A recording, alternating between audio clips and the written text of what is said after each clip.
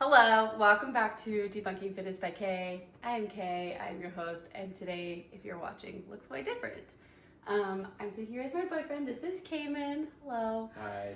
And we're just gonna chat because it's late and I want to record a podcast, and this is what we're doing. So we're talking about our own personal health journeys, where we were whenever we started, where we're at now, and where we're looking to be. And then sharing any paranormal stories at the very end, because debunking fitness also can be related to debunking ghosts. It's my favorite thing. So Agreed. I love to do both, so I combine both in a podcast. So stick around for a ghost story at the very end. Anyway, so first things first, where I started. This is something that I love to tell clients who are meeting me, but I started out, I want to say whenever I was 12 years old. I talked to my mom. She listens to this podcast. Hi, Mom. Once upon a time, and I was like, hi, this is prepubescent era too. And I was like, hi, I am not really liking my body very much, and I don't know what to do about it. And she was like, well, you could try working out. I was like, okay, deal. I'll try working out. And ever since then, it's kind of just clicked since then. So I just did like body weight exercises. And then it kind of turned into like going to the YMCA and lifting weights. Never really knew direction. I always wanted to lift weights over doing sports every single time. And I think you're the very opposite. I am the opposite. I prefer sports rather than lifting weights. Yeah. I think it's just because like I was never like athletically inclined. Yeah. And so I just never good at sports. I don't know, I don't like the argument that coordination comes easy. I think a lot of us, have to practice the coordination portion. But yeah. Practicing it maybe did come easier than lifting weights. So I just preferred doing sports or challenging my body in ways that were a little more athletic, I guess you could say. Yeah, it's true. You're just so different than I am now. Yeah. Yeah. I was not the same. But yeah, so it's kind of like where I started was at a young age. I just wanted to have control over how my body looked. I didn't like it. And my mom was like, try working out. And that's what I did. What about you? Yeah, I would say I started in sports is really where my end came in. I was first introduced to, doing soccer as a really young kid. Like 4-year-old kind of young kid, or like? No, I was probably, I don't even know, I want to say like, 6, 7. That's so young. It's so cute. It's like the best 10. age. I don't know. I think I did it pretty young. I'm probably too young to remember, but I know I did that. I know I got into parkour classes, and I got into, I was always on the trampoline. I got into tumbling. I went into sports that way. And then it was in junior high, I got into wrestling, which is like my first school sport.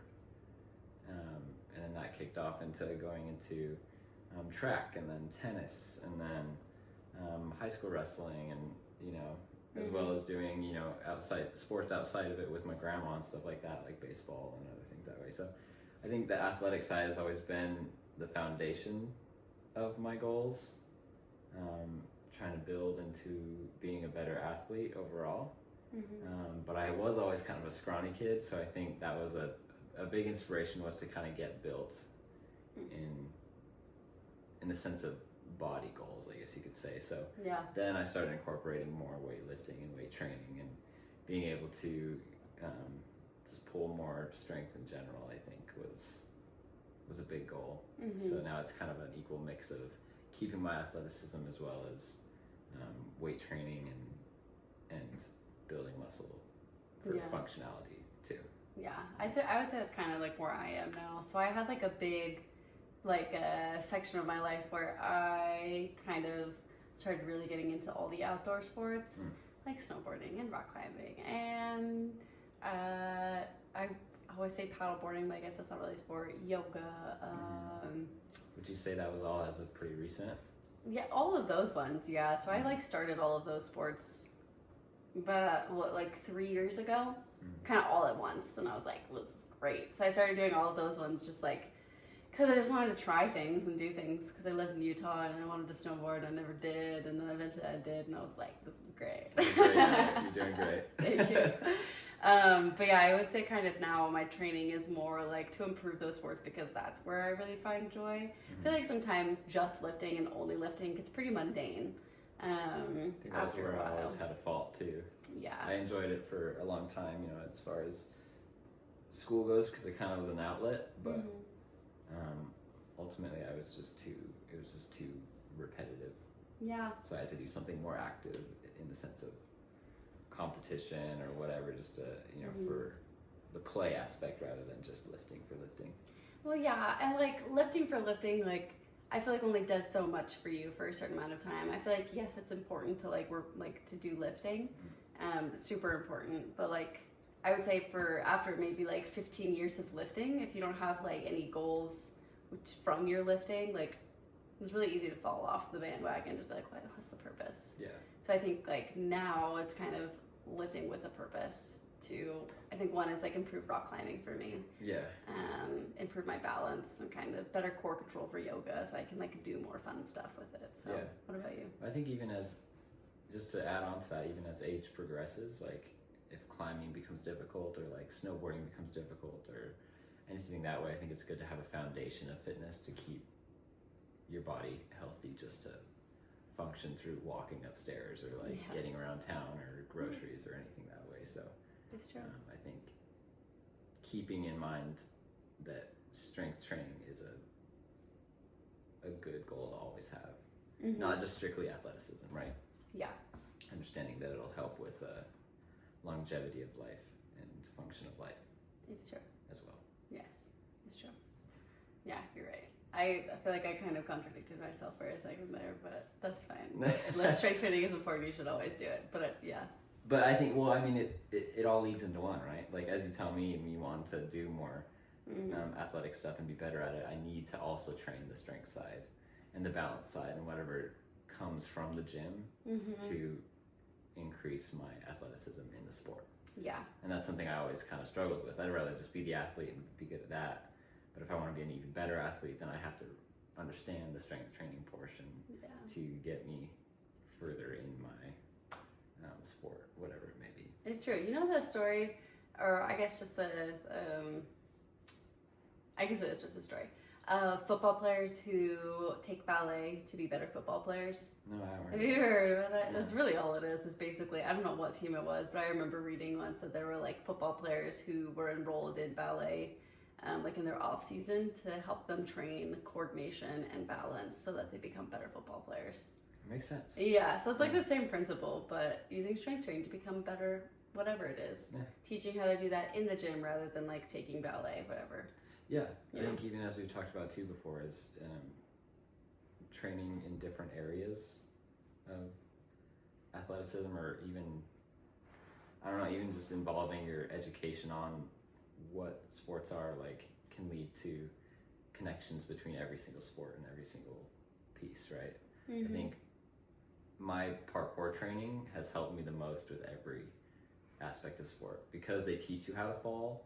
So like learning how to fall keeps you safe within snowboarding, within, whether you're doing a tackle sport or whether you're just tripping in tennis or something, like whatever it may be, you're keeping yourself safe, but then you're also learning within those sports how to function for different sports because they all have a commonality in between. You know what I mean? Yeah, different levels of what the sport requires of your body. Yeah. Be a jack of all trades, not a master of, master of one. Yeah, I would say that I'm a doer of many and an expert at zero of them. I just like to do things. Exactly. I'm not very good at any of them, but I like to do things. I'd rather know how to do a bunch of things than just one thing. But I'm sure Olympians they probably translate pretty quickly to other sports, but they're definitely a master of one. It's true. So and I wonder if that gets boring for them. I'm curious. I know a lot of them have been forced. I know there's a lot of stories out there where they're just forced.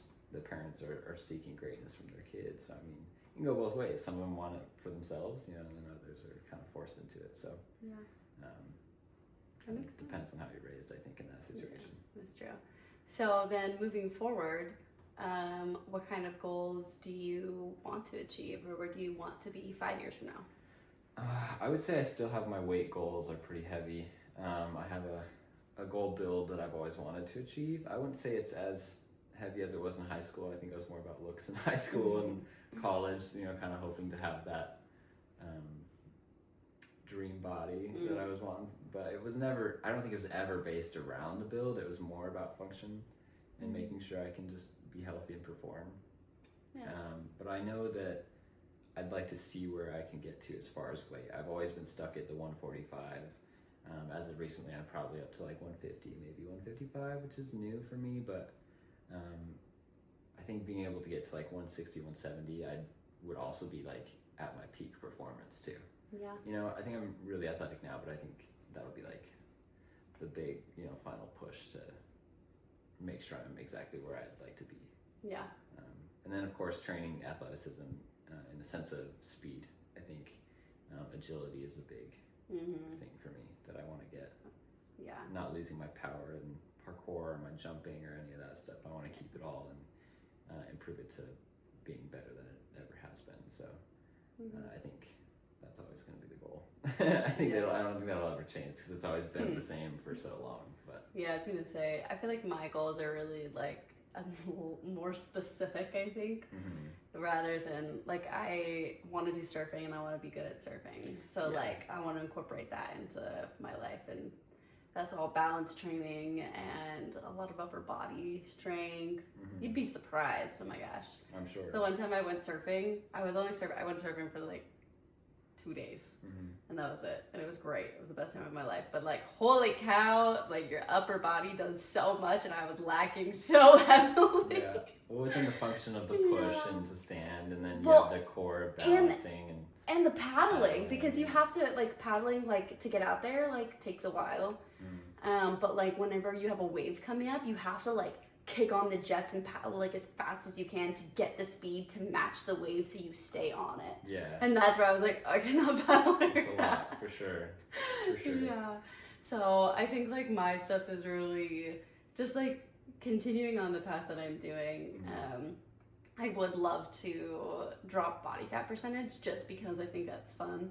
But I would never do like bodybuilding competitions. No, I think it'd be enjoyable to do like the Beachbody ones just to kind of understand. I don't know, because like I'm big on experience, so I think just having the saying I did it would be a fun thing to do. I don't want to bodybuild, obviously. I don't really care about that, but getting up there and just kind of doing the Beachbody stuff, I think would be kind of fun.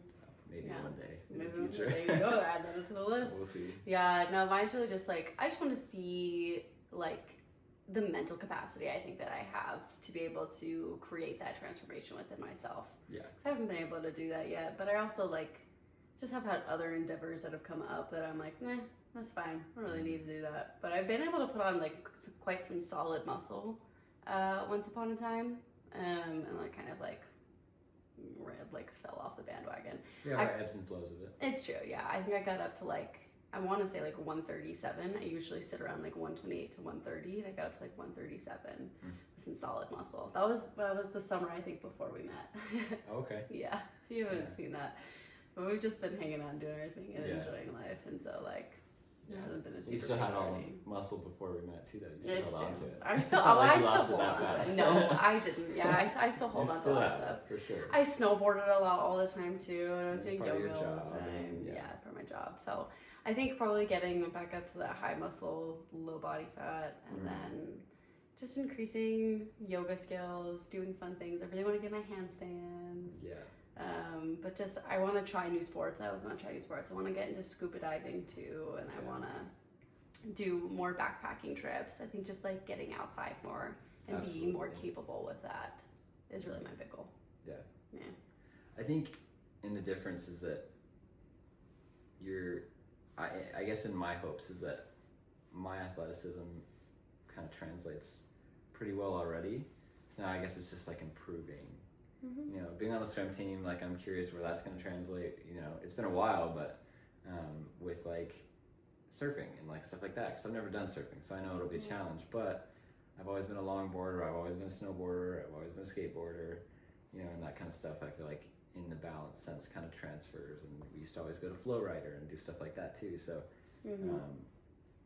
I know that there's gonna be challenges along the way, but I think for me it's just about keeping up with the athleticism that'll translate well for new obstacles that are upcoming.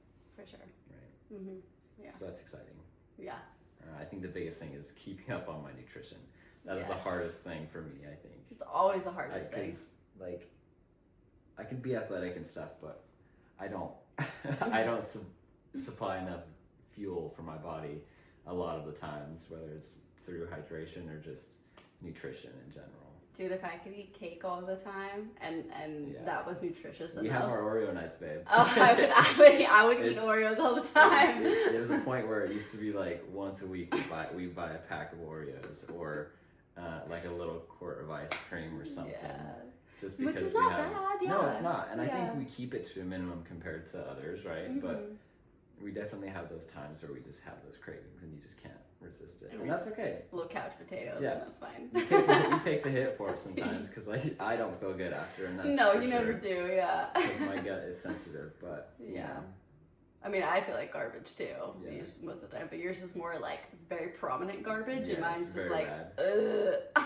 That's kind of it. It's super bad. Yeah. So I think now, right now is my fail point is lack of eating. So if I can get more, I'm not keeping up on my calories. I'm not keeping up on my proteins and everything that you say I should be, and so and that's entirely my fault. But that's the challenge. That's kind of the nutrition goal to keep in mind is being able to keep that up by providing nutrition for myself, and money's a factor. There's other factors, but like this is all time, all that stuff. It's all something that kind of comes with time and practice.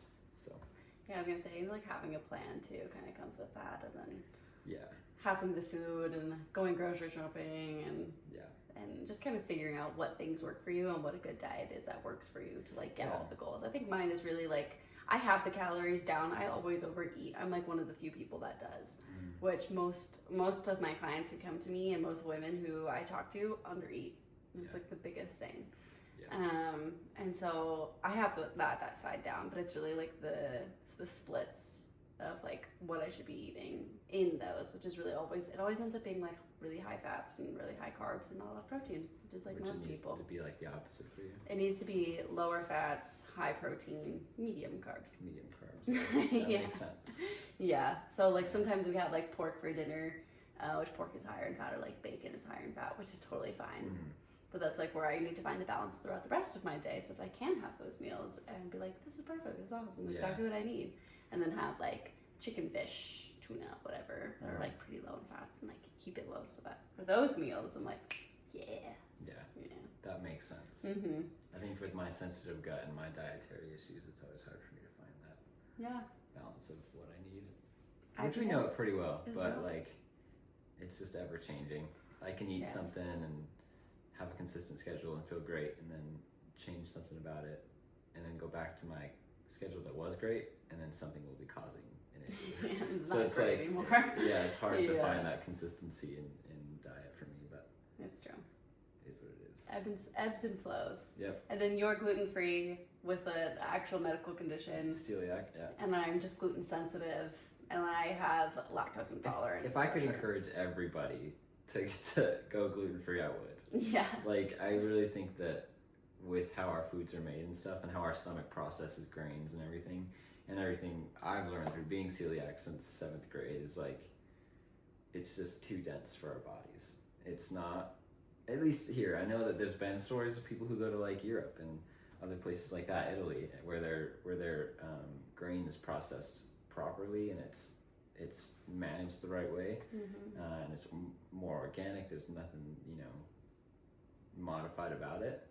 And people with celiacs go out there and they can eat bread and they don't have any issues. So it's just like it's just the American diet or whatever. Really is. It's just the FDA. Process. Like, if we can get rid of it, it'd be great. But we could just make it healthier for us. Yeah. So I would just encourage anybody to get away from gluten if they can. I just think it's a better lifestyle and it'll make you feel better overall. And the alternatives are really great. I mean, from our cooking that we've tried, and she's an amazing cook. It's like, thank you. Her baking is great. Like, I've had some foods that I've never had before because of the baking that she's done. Because I believe that you should be able to have anything, and I do not do limitations. Yeah, and it's all gluten free and dairy free. And dairy free, and you make it just as doughy as any other, breaded food out there. So it's amazing. Possible. It's really I'm thinking nice. about the cinnamon buns that I made. Super nice. Again, I haven't had like cinnamon buns in years, and I had the ones, and it was amazing. Next one is It Twinkies. was so or Pop-Tarts. Or Pop-Tarts. I haven't had Pop-Tarts yet. It's been a long time. All of this is pre-7th grade, so I forgot what that stuff tastes like, but it'd be nice, and we'll figure out a way. We'll figure out a way. Yeah. So wrapping it up, ghost stories. Do you have any that come to mind that you have experienced, or even anything that's like kind of a little spooky? Yeah, I have experiences. As you know, when we met, I was living with my cousin Gage in this house that kept having a lot of sounds and weird stuff going on, and we couldn't really trust the basement, which is, of course, where I slept and I stayed. And there's this one night that there's sounds going on all the time, but I had this door that was like I don't know what you call it, like a closet door as a room door. They were like the folding sliding doors that didn't lock. They were just 2 little handles, and I was essentially sleeping in the laundry room. So, and that was the area that felt the most off for everybody who came, even I think for you when you came and spent the nights and stuff. And so at this time I was feeling pretty rough. I fall asleep and I have a dream about this sound upstairs that is this creature, whatever it may be, entity or something, that comes walking down the stairs and comes to my door, and my bed is facing the door that slides open. There's always a crack in it, and he's standing at the end of my door, and he just stops, right? So I wake up to this feeling of something outside my door, and I was fully convinced that there was, and I still don't know if there was today or not, but he was standing there just looking in, and I was like, I'm either gonna have to try and figure out how to go back to sleep or, go out and check, but I couldn't pull myself to go out and check. So I just trusted that this entity just was wandering the house and stood outside the door and was just chilling there, and I didn't want to do anything about it. It wasn't out to get But it was spooky though. I mean, it was enough to keep me in bed and just like really stay up for a good while, because I didn't know what it could be. But again, you know me, I don't believe that anything can harm you that way. I don't think if there's any negative type of entity out there, it would be doing it all the time. I mean, you'd hear stories about it. So I don't think any ghosts or anything that way can harm you in any way. But there's definitely feelings and energies in the areas that you go to that give either negative emotion or positive emotion. So yeah, that's true. My story, I don't know if I told you this. I feel like I have. I have an aunt. She passed away a couple years ago, but she was really into Native American culture. She lived in St. George, Utah, which is still pretty highly in Navajo land or something. I don't know. But she would hang out on a Native American reservation, and she had like Native American friends who still lived on the reservation. Have I told you about this? She wrote a book about it, and I think I have it. It's called, what's it called? It has Anastasia in the name of it. It's like the Anastasia way, or my Anastasia story or something. I have to look it up. I'm so sorry, Aunt Anne. So sorry if you are out there and she's screaming at me. It's this. They're hard words. Yeah. But anyway, she has a story that was all about it. So I read her book, loved her book. It was really good. And so I told her how much I loved it, and she was like, "Oh, that's amazing! Like I like that's so sweet. I love that. Whenever you come here to visit me, I want to read you a portion of my book on the land that inspired the book." And so I was like, that sounds awesome. And so we went over to the Native American reservation. We were on the reservation. And she has a portion in her book where she talks about how a mountain lights up, whole mountain. Sometimes the whole thing lights up, sometimes it's bits and pieces, sometimes it goes on and off and on and off, like a light switch kind of thing. Did I tell you the story? No. Oh, I love that. Okay, perfect. And but anyway, and so we went to go to see if the mountain would turn on. She wanted to show it to me because I was like super into this. I was like 16 at the time, and I was like, oh yeah, this is great. Or 16 or 17. And so we walked out there. It was like 10 o'clock at night. It was pretty late, completely dark. And we sat down on the dirt, I think. And she started reading me her book from like a flashlight. She like brought the book out, brought the papers out, the manuscript, and started reading with the flashlight. And I was just like sitting there, kind of like looking around, like watching the mountain. And the whole time, I felt like I had 1,000,001 eyes on me, just all staring at me. Yeah. It was the creepiest feeling. So much so that I was like, after her reading it for about 10 minutes, I think the mountain did turn on too. I think we saw the whole thing light up. Yeah. Which was really cool. And it was like the whole mountainscape. And we were like in the middle of nowhere in St. George. Like there's really not a lot there. And this was like St. George almost 10 years ago. So like it's really developed over the last couple of years. But I think about 10 years ago it was still pretty smallish. This was before COVID. This was before everyone from like California started migrating over there and other parts of wherever to be there. And so like there wasn't a lot of people. There weren't lights. There was no like Las Vegas style lights everywhere. Like the mountain didn't light up. From cities. Yeah. So the mountain was dark, and we sat out there, and it started to light up. I think it was in portions. It wasn't the whole thing. And she's like, oh, it's doing it. And I'm just sitting there the whole time, and I'm like, that's so cool. But I'm like, terrified you're being watched. I like just feel like there are like daggers staring at me from all around me. And I was like, I felt like I wasn't welcome because it's native land, you know, like I'm an outsider and I haven't been invited on by a native where she always was. And she was welcome there because she knew the people there. Yeah. But they didn't know me. And so I think that, like, it was just like, you're not supposed to be here, you're not supposed to be here. This is our sacred land. This is where our tribe lived. Like, you're not supposed to be here. And so eventually I was like, hey, Anne, can we leave? I'm feeling like a little spooked, a little creeped out. And she's like, oh, yeah, absolutely. Yeah. It's just normal for her. She's just used to it. She's so in tune with that stuff. Yeah. She's a very impressive lady. I quite loved just hanging out with her because she would make drums all the time. And she was just like, Cool. Very in tune with her spirituality. You would have loved her. I'm sure. But yeah, so that kind of she passed away on your birthday, actually. Did really? you know that? Mm-hmm. I didn't know that. Yeah. That's fascinating. Yeah. So anyway, but that's kind of my story. What year? 2020. It was right before we met. Was that 2023? Isn't that weird? Yeah. She passed away on your birthday. It's like I'm the transfer in. Oh yeah. One goes, a new one comes. That's perfect. Yeah. You're here to stay. It's great. Thanks, Anne. Appreciate Thanks, you. Anne. Yeah. But anyway, that's kind of my story. It's nothing crazy. No, that's cool. But it was a little like, ooh, it's a little spooky. Yeah.